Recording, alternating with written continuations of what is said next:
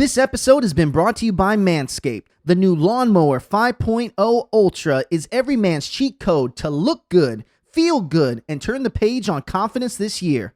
Go to manscaped.com, use the code GOLTS20 for 20% off plus free shipping today. This week on the Heart of the Gulch YouTube show, we sit down with Nick Bishop Jr., owner and co-founder of the famous hot chicken restaurant, Hattie B's. In our Walk the Line episode, we tour one of Hattie B's newest locations at the factory in Franklin for their official launch of their breakfast menu. Let's check out the episode.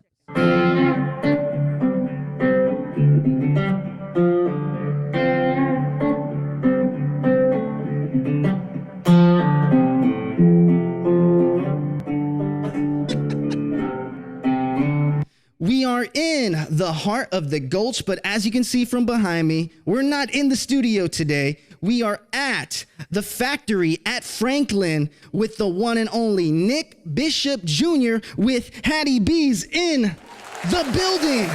I gotta go all the way on this side to get the applause. How you doing, Nick? I'm well. How are you? Man, I am feeling blessed. I'm so thankful to be here at the factory at Franklin. And what significance does Franklin have with the story of Hattie B's? Oh man, this is where it all started. My dad opened up a meat and three, Bishop's Meat and Three in Cool Springs in 2007. It was just a little family thing that we thought we'd give a shot, and if it worked, great. And had no idea it would turn into what. I mean, Bishop's is still there 15 years now, I think. And no idea that Hattie B's would come out of that, so. I think that's the coolest thing about Nashville. When I moved here from San Antonio, Texas, I wasn't familiar with meat and threes. It's not really a big thing in South Texas, but, what are some of your favorite items on a meat and three? Oh, man, I'm like a big beans, pea, any kind of pinto or black-eyed pea or lima bean. Like, that's where I start. What else do we do? We do beef tips, like. Bishop's is like still one of my favorite places on earth. And quite frankly, I think meat and threes are as much synonymous with Nashville and our food culture here as hot chicken is, And so to have some of the best in the world, the Arnold's, the Monell's, the Bishop's, the Sweats, the Silver Sands, like those places are really special too. And so you gotta your team has really done a great job of talking about how important history is with Hattie B's and your family specifically. You guys always give it up to everyone who created originally hot chicken and your own initial take on it with Hattie B's. But Bishop's also has such a quintessential part of Nashville and Franklin, and it's so important to your story. What are some of the remembrance that you have with Bishop's when you're growing up? Yeah, I mean, I before Bishop's, even my dad was working in restaurants for a larger company. I remember doing homework in booths and cleaning up tables and him dragging me to events. And so it was always part of like my life, which I think for a while probably meant that I was ready to like move and find something that was very un-restaurant related. But I was always drawn back to sort of these places that connect people over food, and everybody's got to eat, and there's something special about.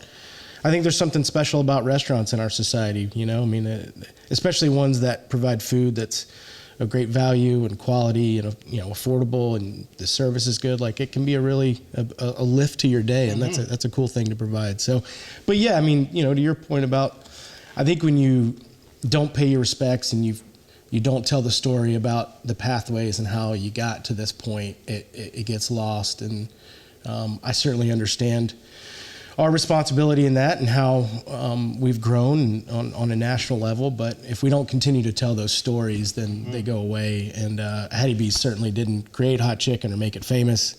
We just did our own version of it and are proud of it, and are proud of how we run a company and the food we make and the people we get to work with. So. Absolutely. And everything here is really top notch. And it's one thing that I realized from the moment walking into the door here in Franklin. Now, I'm going to talk to you guys real quick. This is a full circle for me. When I created Heart of the Gulch almost 2 years ago, you guys were on the top of my list to talk to. And it's amazing to see what you're able to do out there if you put your mind to it, if you're able to really dive deep you can create whatever's possible. So, going with that, do you know that one of the first things when people talk about Nashville, it's always on the top of the list is Hattie B's? Yeah, and kudos to you, by the way. So, 2 years continuing to grind at it and watching it grow, it's your baby and you made it. And so you got to be proud of where you've gotten to. But, it's a huge responsibility. Let's have fun with it, embrace it, make people feel really special about their first time in Hattie B's, recognizing, especially in Nashville, we're probably feeding people Hattie B's for the first time in a couple of our locations. And so, really lean into that and make it an experience. So much of what we do is experiential. It's beyond the food. And so when we serve great food in a clean restaurant with bumping music and great service and smiling faces, that's us at our best. And so hopefully you're getting that when you come in. And I would like to think that just continues to bring people in and say, hey, you gotta try this place. Well, Nick, I'm curious to know, what was your first experience with hot chicken? Prince's, high school probably, even before that, maybe 7th, 8th grade. Could you always handle the hottest level? No, I still probably can't. Prince's, no. I think I did mild. I think they kind of, if I remember correctly, they gently sort of steer you in a direction of don't be an idiot. Yeah. And I appreciated that. It saved my butt probably a time or two. But again, there's something special about sort of the history of it and the mythology around it and the folklore and sort of all these cool stories about it and what it means to the city and Miss Andre. And so, I got nothing but love for them. And, you think about it, because you guys have expanded, and not only expanded from territory-wise, we're even talking about what's on the table today. You expanded the menu as of today, which is including breakfast. Yeah, this is quite the spread. Today is the first day of breakfast in Franklin. I think that hopefully it goes well and we continue to learn and use what we learned to make it better. But the idea is that we start doing it at all of our locations here. And so far so good. But I don't know, it's day one, so it's still to be determined. But the items are incredible. We got hot chicken biscuits and pimento cheese on top. You got the Drinking Buddy dipping cheese, tater tots. We got our grits and waffles still. And so we got cold brew. We got Frothy Monkey. Shout out to Frothy Monkey, by the way. Shout out to Frothy Monkey. It's something we've always sort of had in our back pocket. We've done it for some events in the past, but a hot chicken biscuit's about as good as it gets. You're talking about it in the past, right? So obviously, to put this out here in Franklin at the factory, one thing that is really important is that you guys have been curating this kind of for about 2 years now. Yeah. It wasn't something that you just said, hey, today's the day that we create, your own version, right? So talk to me about what that strategy, what that process was like. And shout out to the chef that gave us the entire rundown. Shout out to him. Brian is a brilliant guy whose heart is as big as his mind. He's a creative guy who just is constantly thinking about how to make what we do better or be the best versions of ourselves, because you got to serve great food. Doesn't matter how kind you are to people or much you do in the community. If the food's not good, then, so thank God we've got that pretty well down. But I think the first hot chicken biscuit we did may have been, if I remember right, it was the Music City Bowl 7 or 8 years ago. We took the food truck down. It was an early game. I want to say the game started at noon. So we popped up at 8 or 9, and we just put a chicken, a medium or hot little fillet on top of a biscuit. That was it. No pimento cheese, no egg, no bacon. And we were gone in 30 minutes. And we're that's pretty good. And it just sort of evolved from there. So you can just get something as simple as, a chicken waffles or a hot chicken biscuit, but you can go all the way to the ultimate or the pimento cheese topped one, or beer cheese. It's a little choose your own adventure with the breakfast menu. You guys have always innovated with different products on the menu all the time. What has been some of your favorite that Hattie B's have ever created or put on the menu? Yeah, well, I'll say I think there's some stuff that we're talking about now that's going to be pretty exciting moving forward. But look, it's all chicken, so that you got to work within that space. I think the sandwich was an easy one.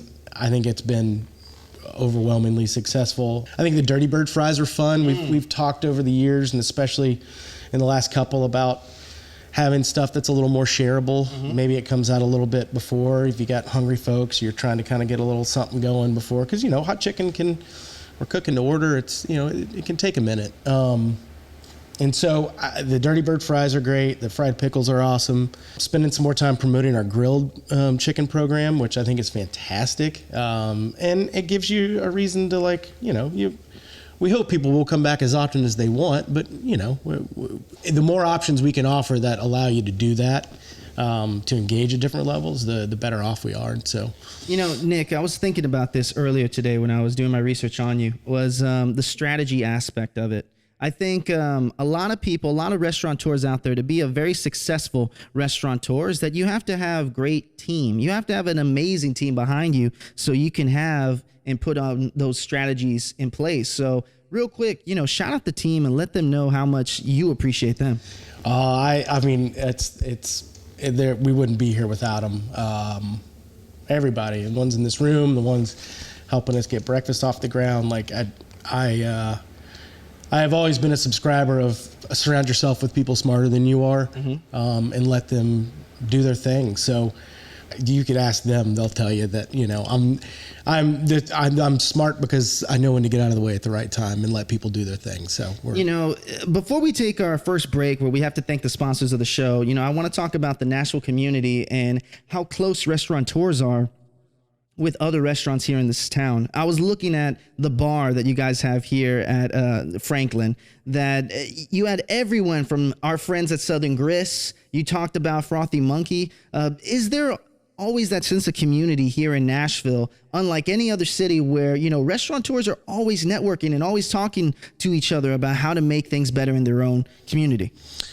Oh yeah, I mean, more so than in anywhere I've ever been, and my experience is mostly in Nashville. But even people on our team, Brian, our executive chef, has spent, he started his career in New York. There's a lot of us. I was talking to one of the owners of Slim and Huskies this morning, and the former chef at Josephine, who's now at Strategic Hospitality into Little, and so we just shoot each other texts when it's I got a question, or have you ever dealt with this person, or do you know anything about this? There's such a shared sort of, we're all in this together, and the better that we all do, the better Nashville does.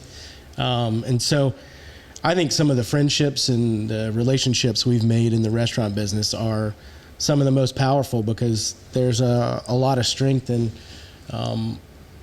the restaurant community and what we can do for the greater community, so whether it's a charity event or a pop-up, or all you got to do is make a call or shoot a text and people show up. It's pretty awesome. Well, you also have, I'm looking at these beers right now. They're also starting to sweat, so they're cold and ready to go. Yeah. But I see Jackalope. Yeah. Oh, man.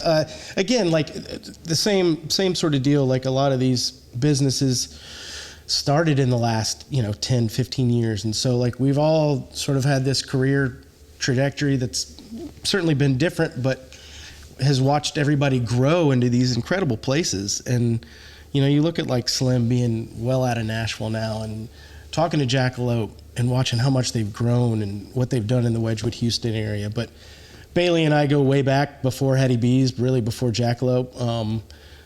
Weren't great friends, but sort of acquaintances. And then we both started our own things, and then became better friends. And then always sort of knew, we talked about a beer, I want to say, in the first year or two that we were open.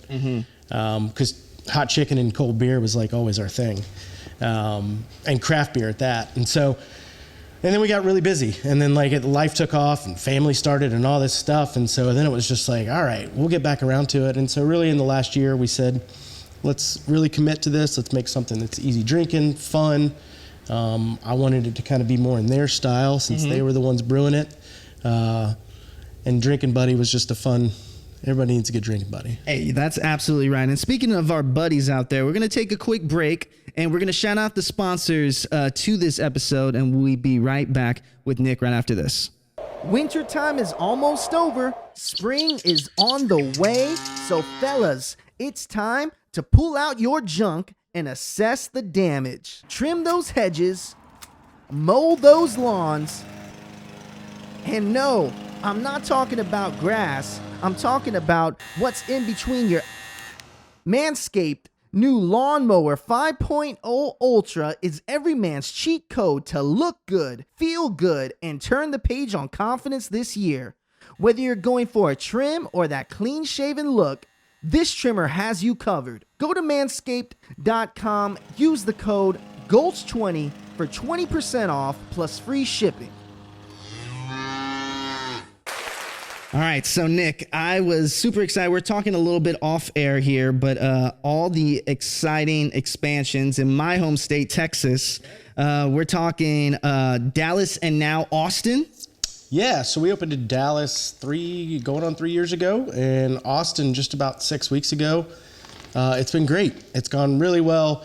We had a whole week of kind of parties, and then opened, and then you had South by Southwest and Luck Reunion, and so we've stayed engaged. We had a collab before open with Loro down there, which is a great local restaurant, and so much of what we do is just about trying to get in and like what matters to people in this community. Like, let's be a part of that. Let's help strengthen that. And so we got a cool restaurant. It's on South Lamar. We're just thrilled with it. The space was a cool old taco place that was there for like 30, 40 years.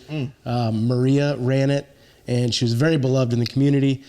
And so we kept a couple little murals that were up, and she sort of caught wind and came by, and we got to meet her and spend some time with her, and she was just honored and thrilled to see it continue on in a new life. Like, I think finding cool buildings and rehabbing them and keeping some of the spirit is important. You know, you're absolutely right. And when we talk about Austin, it's such a good heart in my heart, right? It's a nice soft spot in my heart for Austin, because San Antonio and Austin were quintessentially kind of really close neighbors.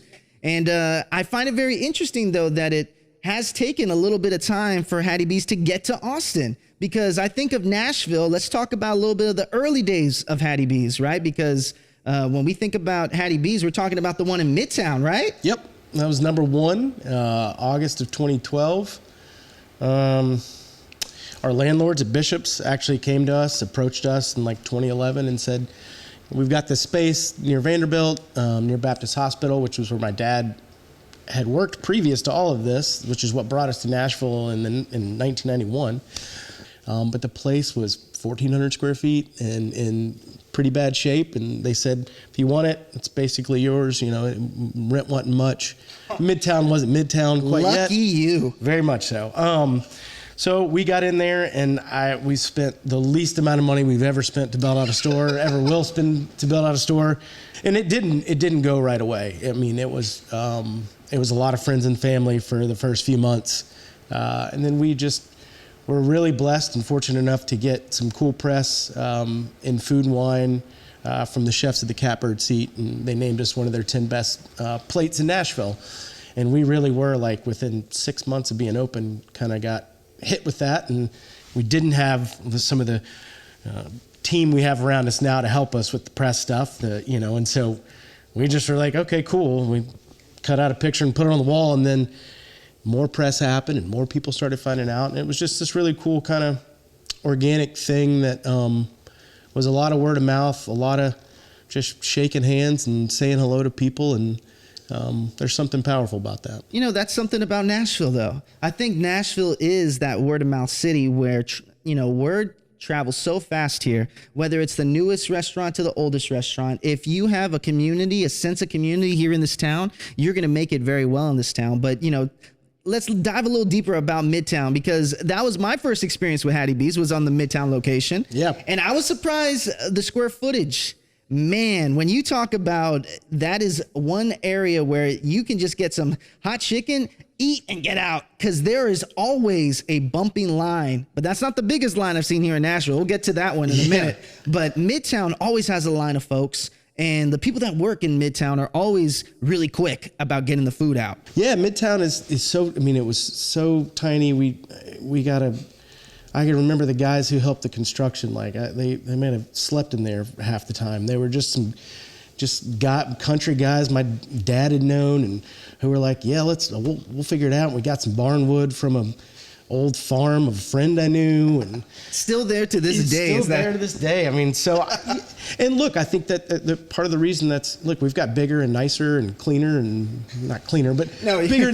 We got bigger and nicer and modern, more shiny spaces. Modern, cleaner as in modern. But there's something charming about that little place, and I think that's why people want to go see like where it all started. And it's with any great restaurant that happened that way. Like the original is probably a hole in the wall. Yes. But it's probably got some of the best food you've ever had, And you could take that anywhere, right? That same concept of you go to home base somewhere, you're going to find the best food in the places that don't look the newest. Oh, 100%. Now, speaking of Midtown, and let's talk about a little bit about that expansion, because you guys are at 13 locations now. Shout out to you guys, because that's amazing. 13 locations and located some outside of Nashville. I mean, man, we're Las Vegas. Yeah, we're in the Cosmopolitan Hotel in Las Vegas. That was a really cool project. Like huge though. That's huge. It's awesome. That's huge. And look, the number of tourists that they get from all over the world, like it just opens up sort of us to so many different groups of people, and so it's been an incredible partnership. They're a great team. It's an incredible hotel. We just opened in the airport last year, which was our first kind of foray into that world. That's amazing too. Yep. And shout out to B&A, because B&A now is a whole monster within its own. With so much great food in B&A, I'm happy to know that Hattie B's is in there now. Everybody's in there. And so, but that was really where we actually kicked off breakfast, to be honest. Knowing that, it's such a 24-hour place, you have to have some options for travelers. And so that was a fun way to sort of experiment with it, which kind of led us to this. But yeah, our first one was Birmingham, I want to say 8 years ago. And that store's continued to grow and do incredibly well. We're in Memphis, we're in Dallas, we got 2 in Atlanta. Atlanta's another incredible, I love the city of Atlanta just personally. I'm a big Braves fan, a big hip hop fan. And so that was always sort of like the mecca of sports and music for me. Wait, who's your favorite hip hop from Atlanta? I got to ask that. Oh, from Atlanta? Oh yeah. It's Outkast or Goody Mob.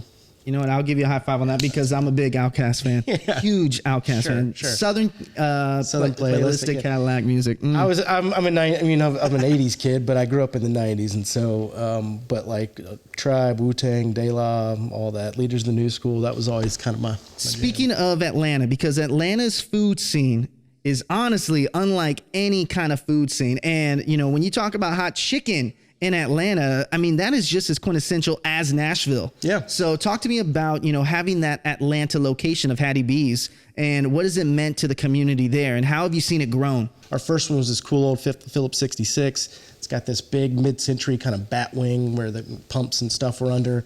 It's got these beautiful garage bays. We got written up in architectural magazines after that one opened. So, jeez. Not that that's what we're going for, but it's pretty cool to be acknowledged for the effort that's put into it, and being in Little 5 Points, talk about a community of people. Huge community. Huge. And so we try to find that sort of the heartbeat of those communities, and we certainly aren't trying to reinvent the wheel. We're just trying to come and help lift and be a bigger part of that, and I think that's a great example of it. Atlanta's been an incredible town for us, and I look forward to continuing to grow there. Okay, so you remember how I asked you about your favorite golfing locations, right? Now, I want you to do this. Did you come up with your top 5? Okay. That I've played? No, just in general. Just in general. And you'll see how it ties back into Hattie B's in a minute. I'll give you a little bit of both. All right, Sweetens Cove here in Middle Tennessee. It's the most special place on earth. So fun. That par 3, the hidden par 3 is one of the best. It is. Shout out No Laying Up. That's right. Let's see. A similar vein that I've been to, and it's a really special place. I have this wild idea that someday I would love to, but watching what they've done out at Goat Hill Park in San Diego is, you talk about making an impact in the community. It's really incredible.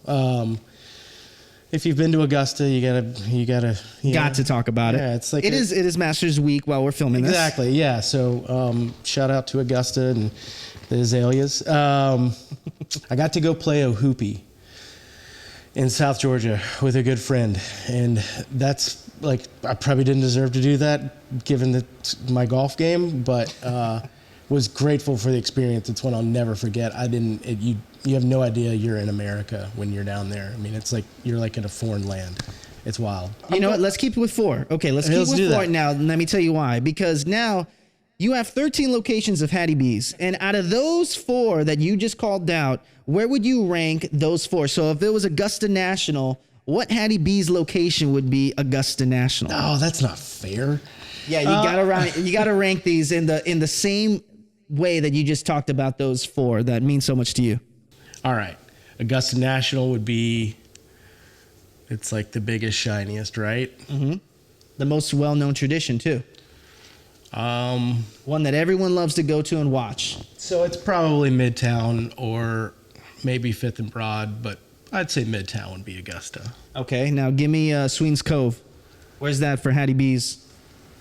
Sweetens is Charlotte. Okay. Charlotte's my baby. Sweetens is the little engine that could. Charlotte's the little local that just keeps rocking it out. I love Charlotte's, by the way. It's right by the Heart of the Gold Studios. Yeah, it's West Nashville, not Charlotte. Yeah. West Nashville. Okay, so you got 2 more. So the other 2 that you pointed out, where would you put those? All right, Goat Hill would be Austin because it's funky and weird and wonderful. And then what was the other one I said? Hoopy. Golly, maybe that's Austin. Maybe Goat Hill would be Atlanta #1, and Austin would be Hoopy. And for anybody who gets that, there's like the 2 of you watching, then call me. We'll talk golf. Well, that's the reason why I brought it up is because I wanted to see what locations mean, so much to you, because I think that's very important, because you talked about Charlotte, West Nashville location, one right by the studio. Talk to me about the little engine that could, which is Charlotte and West Nashville Hattie B's. So, I like my children, I don't have a favorite. That one is special because it still was like I swung hammers and built picnic tables and painted walls, and we continue to do that a little bit. But obviously, the more you surround yourself with good people, the easier it is to have help. So there's like my daughter's handprints are in the concrete out there, like Hattie's hand. So it's a very personal one for me. Being on that corner with Wendell Smith's and with Bobby's Dairy Dip. Talk about a Nashville staple. I mean, Wendell's. Exactly. And so, like when we had the opportunity to be there, it was like, do we even can we hang? Like these guys are like legacy, OG kind of like great Nashville spots. And so we said, yeah, we can. And one day it'll be like the cool triangle of Bobby's and Wendell's and Hattie B's. And so, but yeah, I mean, that one's special. Charlotte's back. It's such a great. It's like Nolensville. It's like such a great food road in Nashville, right? Yes, it is. So underrated too, because people think about East Nashville the most when it comes to food right now. It's because it's the hot spot. There's a lot of things that are happening in East Nashville, but Charlotte, that street, right where you're talking about, that trifecta right there with Wendell Smith and everything like that. One of the most underrated areas of Nashville. But real quick, let's segue the conversation to this, because there's folks that are watching this from all over the United States, and they're all wondering where to next with Hattie B's. And they want to know, can they expect it going farther west? Can they expect it to go, you already talked about Austin. Yeah. Florida's, and where else do you see Hattie B's growing, that expansion? Yeah, great question. I mean, I think the idea is that we continue to grow and in the next 3 or 4 years really try to accelerate growth a little bit. Now, that's not like 50. I want to keep it special. That's the stuff I wrestle with, is like, how do you continue to grow and have a bigger footprint, but still stay special and true to like the things that matter. And so we've got another one in Dallas coming. Texas is going to be a big deal for us. I mean, Houston really is a city that I've wanted to be in since the beginning, and we've continued to look in. I think that'll be one of the next ones. Have you been to the Breakfast Club over there? Yeah, that's a great spot. You like the Breakfast Club? Cool. There you go. You heard it here first. Yeah. Hattie B loves the breakfast spot over there. They got the little slice joint next to them now. That's talk about history. Yeah. Well, I mean, it's like Houston's another incredible food city, and you talk about like this mash of cultures and diversity, like this Cajun barbecue. Like there's so much cool. There's so many cool food ways down there that we just really love and appreciate, and it's just got it's got some grit to it. I love that about Houston. When we talk about Nashville, and like I said, this is the #1 spot on everyone's list that's visiting. It's almost about to be summertime here in Nashville. Yeah. So you all know what that means. All the woo girls, all the folks down on Broadway having a great time. But we got to talk about the shining beacon of light when it comes to hot chicken down on Broadway. My gosh, when you guys were able to get that location on Broadway, first of all, tell them where it is, and how did you guys get that corner spot where there is a line every single day? Man, I don't know. And I think there was, I don't know that I'm always the one to, there was part of me that was like, do we really want to be down in all that riffraff? And it's like, yeah, the answer is yes, you do. But we loved the Fifth and Broad project. We loved the people that were spearheading it. We love that Jenny's and Slim and Huskies and Shake Shack and some other, that Prince's, like there's so many good local brands, but also great national brands. It felt like this really big city scale project, and like that was cool to see. We didn't want to just be on Broadway. We wanted to be a part of something bigger than that. And so, yeah, that corner's really great. You can, it's pretty neat to be in sort of the pictures that are taken of downtown now, or like seeing our line wrapped around Broadway. What a cool thing. And like I was down there on Tuesday, and it was like 10:30 to like 11:30. I had a meeting down there, and so I was just kind of killing time. And to watch people stack up on a Tuesday morning at 10:30 is like, it's pretty incredible. So what does it feel like? So I've always wondered this because, one day when a business owner gets to the point where, Hattie B's is with 13 locations, I mean, what's it like to be in a situation where you're walking downtown, you're walking by your baby, and no one knows who you are, and they see the swag, right? Obviously the B's, and they're like, oh, he probably works there. They have no idea that you're the co-owner, co-founder, and it's just one of those things where, how does that feel to still have that, what's the word I'm looking for? Ambiguity? Anonymity. Thank you. It's great. I love it. I would have it no other way. I think you could ask anybody that. I would much rather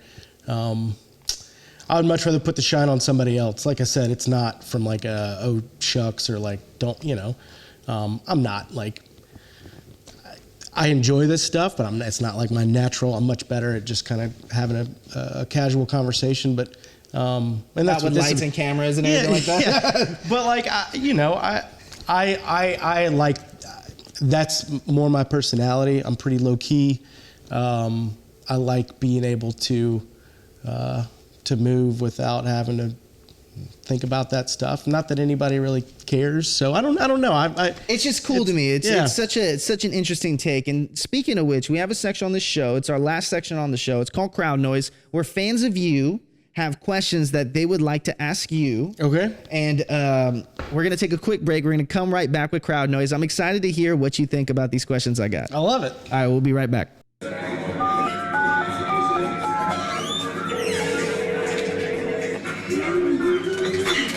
What has been your favorite publication that Hattie B's has been featured in? Well, I hate to be like the golf guy, but the Golfer's Journal or Golf Digest have both been really cool. I know that's so lame. Well, no. Let's break it down. If I were to be on Golf Digest with Hattie B's or anything like that, come on, I would be flexing that all over social media. What are you talking about? So what was that like to be on Golf Digest for Hattie B's? It was cool. I mean, so we've gotten to know the Sweetens guys a little bit and gotten to do some cool events out there, especially kind of back during COVID when people were trying to reimagine like how to get people together, but in a safe way. And so it was like some smaller groups, outdoors. And so there was a relationship that started there, and we've just stayed buddies. And they got written up because they're incredible, and we just kind of got mentioned in there because they do cool stuff. What has been a person of influence or celebrity that has mentioned Hattie B's where you just have like a pinch me moment, like, oh, I cannot believe they thought about Hattie B's? Man, there's so many. It's cool to see like Bun B comes through when he's in town. Talk about hip hop. I love that. Let's see. I got to meet Mike Birbiglia back in the day, a great comedian, playwright. Seth Meyers has been in. Chappelle was in back in the day. We fed Big Boy. We fed Shaq last week. Oh yeah, Shaq Shaq's is in got the a building. chicken place too, so I'm gonna put him on blast for that. What was your Shaq experience like? I wasn't there. He played the Sky Deck, and it was the same. The strategic folks are really good friends of ours, and so I saw that they had him kind of like bartend or hanging out over there. But he played the Sky Deck, which is above Fifth and or the one downtown, right on top. Yeah. Yep. So we did some food in the green room, and he's such a nice guy. They say so. Speaking of the green room, and you guys are always providing. You provided me with the King's ransom here. I love it. But what's it like? Who have you given out? Kind of these same things in green rooms. Who have you outfitted for events? Man, and a lot of it too is I don't know if we're actually feeding. I know Beyonce and Jay-Z a couple years ago. I think Taylor Swift in the last year. Some of it I think is much staff and security and their folks. But I mean, we get a call once a week at one of our stores saying, "Hey, the Foo Fighters are in town," or "We'd love to get some food," and we'll make it to go and make it real easy for them. They ain't got to come into the restaurant. We had Dua Lipa into Melrose. Ooh. And she ate Shut the Cluck Up and was kind of like, it wasn't hot enough for me, which was incredible. That's impressive. What is that? Speaking of which, actually, that is a question that I have here. And the question is, not to cut you off there. Yeah. The question that I got from Will is, are you guys ever looking to make a hotter than Shut the Cluck Up? I think we could. I think we can as it is. I just don't. I think there's sort of I think it's a great high end and it gives you an option. I would say it's probably our smallest percentage that we actually sell of it. Mm-hmm. It's more of a fun novelty thing, and I think there are people who genuinely love the. They make pilgrimages for sure to burn their mouth up, and so we've got to have something that satisfies that, right? It's got to be hot as hell, literally. But I think we do our best work in that sort of medium to hot range, where it's like good amount of heat, great flavor, sweetness, savory, all the sweet, like all the stuff that keeps you coming back for bite after bite after bite. But we've talked about it, like there's people that do waivers and there's scorpion and all this stuff. And obviously you ended up chasing a lot of rabbits with that. And so we just try to be very good at what we do and have something for everybody. But if that's not enough, you hit me up and we'll find a way to mesh you up. Speaking about someone that wants to hit you up, I got one last question here from a fan, and let's see what they got to say on this one. Nikki, tell us the story about how I almost didn't get hired because the guy before me stole your car. Oh, man, that's Chef Brian Morris, one of my oldest and dearest. We wouldn't be here without him. The guy is the smartest human being I've ever met. But he's also equally as empathetic and funny, and you just don't meet people who are that well-rounded. Brian Morris almost did not come to pass because he was a recommendation from a vendor that we had for a very long time, a dear friend, and met Brian, knew within 10 minutes that we were kindred spirits, and spoke the same language, and he's been with us ever since. He's got a tattoo, a Hattie B's tattoo. Where's your tattoo of the Hattie B's tattoo? No, listen, I need to make the investment. I think I'm going to stick around for a while. So well, we can only hope. But Brian was a godsend, and I'm so blessed to have had him brought into our life and honored to get to work alongside him and his wife and their son. They've all been members of the family at one point, and so thank God I listened one more time. Where we are right now, we're at the factory at Franklin. Yeah. So talk to me about how important it is for this location, for you guys to officially launch breakfast here in this location, but also talk to me about what the factory means to Hattie B's. Yeah, that's a great question. Having grown up in Nashville, having been here long before Nashville became what it is now, these spaces were like the coolest stuff we had going on. And it's still an incredible space, but just the bones and the history, and having seen this place kind of transform, this is kind of its third iteration now. We watched it kind of become this cool spot and grow, and then kind of go away, and then bring in sort of some new life and grow. And then as Franklin sort of developed, it was kind of like people moved into downtown, and that became sort of the hub where tourists and stuff came. But they approached us about it a couple years ago. And again, just knowing what the factory meant to Franklin, having Bishop's that started here, just was really special. And again, it felt like Hattie B's to find a cool space, had incredible light, this beautiful brick, these windows, like just fell in love with the space, and said it would make for a great restaurant. And I think it Well, has. you can't not tell the story and talk about having the black and white Hattie B sign, but then the moment you go inside the building, there's this humongous red light beacon of Hattie B's. What's the story behind having that black and white outside, but having the loud Hattie B's in the inside? There were certain requirements laid before us that we decided we could figure out how to just come up with a solution for. And neon is a part of our brand. It's how we express our brand in a lot of our stores. It was not really a possibility. To put it outside of the venue. Yep. But reading, you start reading through and understanding the details and the rules of stuff well enough, you kind of go, well, we can do this. And they said, yeah, you can. I think it makes the building here so cool to have that amazing sign, that neon sign of Hattie B's on there. But my last two questions here, but I'm going to ask you one thing. So we have this amazing logo behind us. It looks amazing. I'm so thankful for everyone that was able to put this together here. But, your logo, your brand, what's been some of the coolest places you've ever seen it? Maybe it's a T-shirt that someone was wearing. Maybe it was a hat. What are some cool pictures that you remember people wearing it? Oh man, every time I see it out in the wild is an honor, and it's fun. My dad's better at going up and being like, "Oh, you know about Hattie B's," and I'm more just like, "Cool hat." He'll sit there and tell you all about it. The EatsCon stuff we did in New York was really cool, just to see all these incredible national and New York brands, and then we got a line that's like 3+ hours long. That's rad.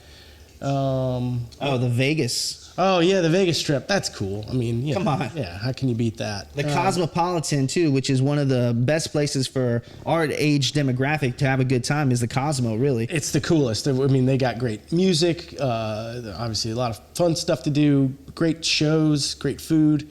The Cosmo. Even stuff like being, in Bridgestone Arena, having grown up, going there for, as a kid, and seeing your name in lights around like a Preds game is like, it's pretty rewarding. So we've been in Yankee Stadium. We've been in Yankee Stadium. Oh, I guess. Oh, there you go. We got producer Amy in the back over here telling us about Yankee Stadium. So I guess we've seen the hat in Yankee Stadium. Anytime we see it, like I said, like on a broadcast or it's like, what? It's pretty cool. And so we got to make cool stuff that you want to wear, that you want to rep our brand, right? Well, okay, so my last two questions on the show, and the first question, these guys know I ask it all the time. It has to do with hate and the naysayers and the people that do not see your vision, right? So everyone struggles with imposter syndrome, and everyone has people that don't see their vision to start with. Originally this location was Hattie B's was in Midtown, and you guys focused on Midtown, but you had no idea that Hattie B's would be located and be known all across the United States. But how did it feel to have some people not see that vision to start with, and how did you not let it affect you on this growth? Look, it certainly it affected me a lot more in the past. I've gotten to a pretty good place with all of it, just because you're always going to have people that don't see what you see or believe what you believe, or really understand exactly what you're doing and what your purpose is. And I think once you understand that about Hattie B's and about the people behind it, it's hard to talk ish about it. So. What piece of advice can you give the people out there who are interested in creating their own venture, going into business on their own? I mean, what are some pieces of advice that you can give to the people out there? Be patient, believe in yourself, have faith, have fun, surround yourself with good people, be patient again. Maybe don't do it in the first place. No, it's incredibly rewarding to build something and have it succeed, but there's certainly parts and moments along the way where you question all of it. And there were times where it was hard on our, it's a family business. It's the thing I'm most proud of, but it's also been some of the most difficult parts of it, But when you can share in those wins together and can be there for each other when days suck, it builds a camaraderie and a kinship that these people will be my family forever. I'm grateful to have the people around me that I have. It keeps me grounded. It keeps me humble. It keeps me focused, and it keeps me excited about our future. I love that. And, so my last question on the show, first of all, I have to pinch myself right now, y'all, because, to be honest with you guys, just hearing you talk about that and being persistent, right? This show, without you guys out there that are watching the show, I couldn't do what I do. And to be in front of, you, Nick, and the team here, I can't even express to how much it means to me. And it shows me that if you're able to really dive deep and to believe in yourself, you can be in the same position too. So, it sounds crazy to say it, but, I can't say thank you enough for how you treated me. And, I'm a one-man army, as you can see. You are, so man. It's impressive. It's amazing. But but let's go to you real quick. It's 2024. We're in April of 2024. This episode will be out next week. Okay. First of all, who do you think is going to win the Masters? I think if Scotty putts, Scotty wins. Everybody would love to see Tiger. I don't know, but He's won enough. I would love to see Rory win. It'd be fun to see him get that off his back and have the Grand Slam. And I just think he's such a good ambassador for the game, and he's such a thoughtful guy. And I just appreciate thoughtful people in positions of power who can. So 2024. Yeah. What are you looking forward to personally and professionally for the rest of the year of 2024? Professionally is, let's see. I think we are going to bring in some people that will help us continue to grow this thing in the right way, that may have some more experience than us in doing so. And so I do think that some of the support and team that we continue to build out is really what's going to allow us to take this thing to a completely different level.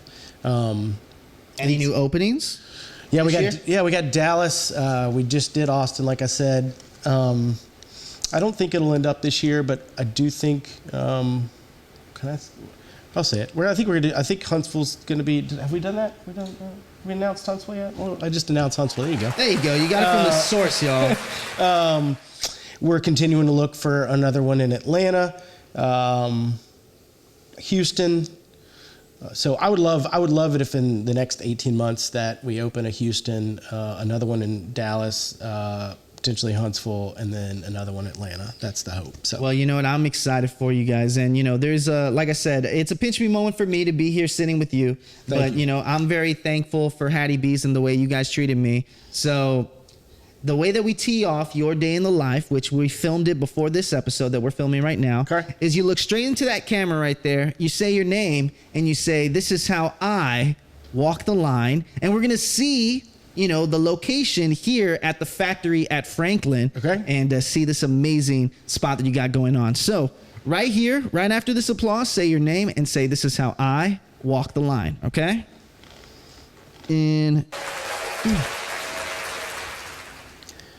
Hey there, my name is Nick Bishop Jr., and this is how I walk the line. All right, y'all, let's go check out how we make this amazing breakfast right here, launch day, Hattie B's at the factory in Franklin.